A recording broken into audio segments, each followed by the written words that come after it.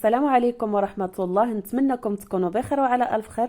الوصفة ديالنا ديال اليوم هي عبارة عن فخيدة ديال الدجاج بالروز بالخضر والدغميرة، ورافقناها كذلك بالفريت، غير هو قدمناها بطريقة مختلفة شوية. لتحضير هذه الوصفة غادي ناخذ طنجرة أو مقلاة، غادي نوضعوا فيها قليل من زيت الزيتون، وغادي نوضعوا كذلك بصلة صغيرة الحجم مقطعة مكعبات صغيرة، بصيلة صغيرة مقطعاها مشلضاها رقيق، وكنشحرها مع زيت الزيتون على نار متوسطة من طبيعة الحال.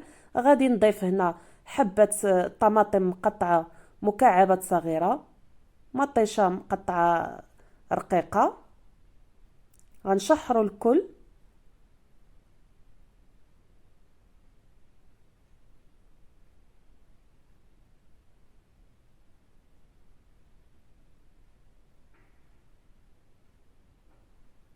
هنا غادي نضيف واحد فص ثوم محكوك رقيق، فص ثوم مبشور، وغادي نزيد حبة جزر هنا قطعتها في الهشوار، يعني مقطعة في المفرمة الكهربائية، واللي ما كيتوفرش عليها يحكها في الحكاكة الرقيقة. كنشحروا الجزر،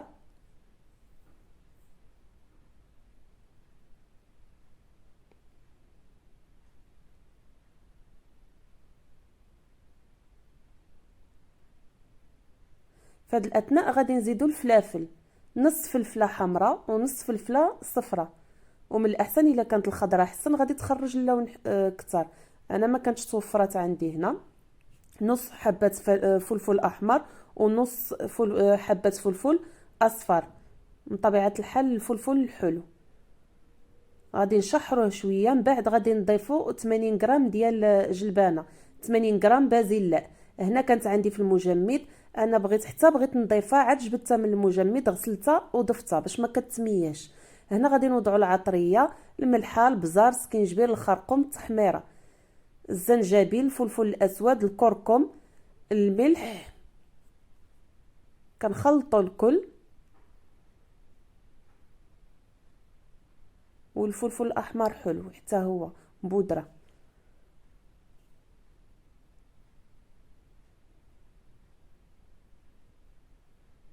بعد ما كتشحر العناصر كامله، في هذه الاثناء غادي نزيد واحد شويه ديال صلصه الباربيكيو، ما كاملاش نص معلقه، واحد نص معلقه صغيره، نصف ملعقه صغيره صلصه الباربيكيو. هنا وضعت قطرات من صلصه الصويا، صويا صوص. هنا كنرد البال بالنسبه للملح، في الاول ما كنكثرش باش ملي كنوضع صلصه الصوجه ما كيجيناش داكشي مالح بزاف. هنا ضفت 2 ورقات سيدنا موسى الرند، وهنا ملعقه صغيره من مركز الطماطم مطيشه الحك، معاها هذيك مطيشه ديك الحبه الطماطم اللي وضعت في الاول، حيت لها البذور ديالها الزريعه ديالها وكنت صفيتها، وهذيك الماء ديالها ضفته في هذه الاثناء مع مركز الطماطم وكنشحرو. هنا بالنسبه للرز عندنا 2 كؤوس ارز، 2 كيسان ديال الرز منقيين من طبيعه الحال، وغسلتهم واحد 3 حتى ل 4 النوبات حتى حيدت لهم النشا ديالهم مزيان، وخليتهم مرقدين في الماء واحد جهد ديال ساعه ونص. بالنسبه للارز كنتركوه منقوع في الماء لمده ساعه ونصف، من بعد كنصفيوه في هذه الاثناء وكنزيدوه كنشحر مزيان حتى الروز، يعني قبل ما كنضيف الماء حتى كنخليه كيتشحر مع العناصر.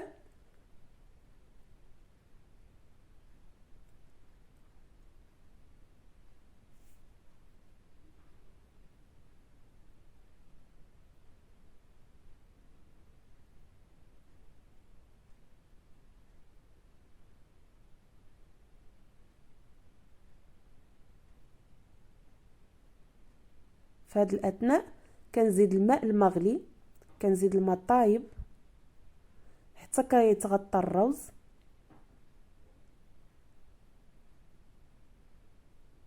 يعني الماء كيكون دائما ضعف الكميه ديال الروز، يعني كاس ديال الرز ب2 كيسان ديال الماء. غطيت الروز وخليت العناصر طيب على خطره. هنا في مقلاة وضعت حبه صغيره من البصل، بصيله صغيره مشلضه رقيقه. غادي نضيف افخاذ الدجاج،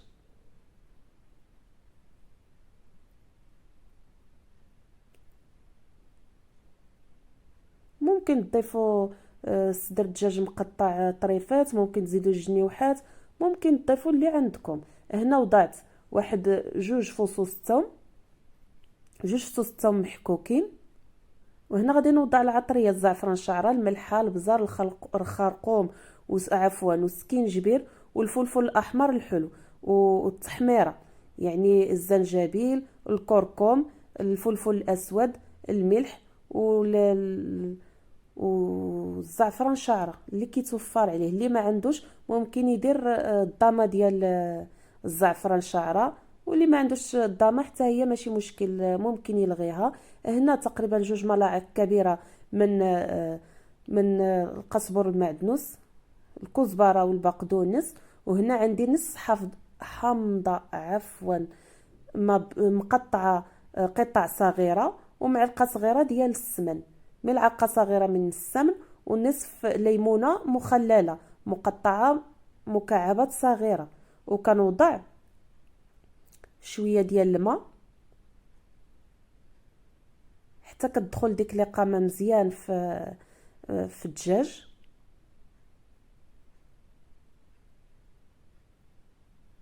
غالبا ما كنزيدش الزيت انا بالنسبه لا للدجاج ولا للحم، حتى يعني كتدخل ديك القامه مزيان. يعني في الاول كنضيف غير الماء، يعني في اغلب الاحيان قليل في كنوضع الزيت في الاول، باش هنا الدجاج واللحم كيشرب القامه مزيان. يعني الزيت حتى كيغلي، حتى كيغلي الخليط الماء ديالنا، عاد ديك الساعه كنزيد الزيت.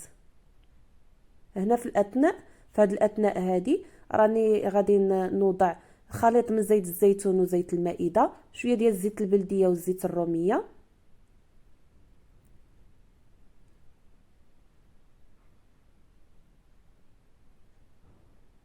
غنروي شي شويه، غنزيد واحد شويه ديال الماء باش يطيب لنا الدجاج ديالنا، يعني الجهد اللي غادي يطيب فيه الدجاج. وضعت قليل من الماء المغلي، وغادي نخليو الدجاج ديالنا يطيب. هنا غادي نقفل عليه، غادي نغطيه، وغادي نخليه حتى يطيب على خاطرو. هانتوما كما كتشوفوا هنا في هذا الاثناء راه الروز ديالنا راه كان جاهز، راه دغيا وجد، مادام نقعناه في الماء راه دغيا وجد. هنا طاب لنا الدجاج ديالنا، غادي نحيدو ديك الدجاج اللي طاب، وغادي نضيفو تقريبا من 150 غرام حتى ل 200 غرام ديال كبد الدجاج اللي من طبيعه الحال مغسول مزيان ودايرين له الحامض وسكينجبير ومغسول ومقطر مزيان. صافي هنا بعد ما تشحرت لنا وتلبات الدغميره ديالنا، هانتوما كما كتشوفوا ها هي صبحات جاهزه. غادي ناخذوا ديك الفخيضات ديالنا، غادي ندهنوهم بالزبده وندخلوهم للفرن يتحمروا. الا ما كانش عندنا الفرن اولا الا ما بغيناش ندخلوهم ما كاين حتى شي مشكل، حتى يعني واخا ما يدخلوش للفران راهم كيجيو مزيانين. صافي دخلتهم على درجه حراره 200، تحمروا لي الفخيضات ديالي.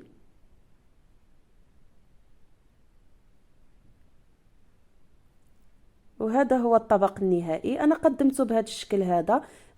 خديت طبيصل ودرت المول العاجي، وضعت فيها الارز، ودرت ديك الفخيده الدجاج من الفوق، ودرت الدغميره هكذا في الطبيصلات، وقليت الفريت.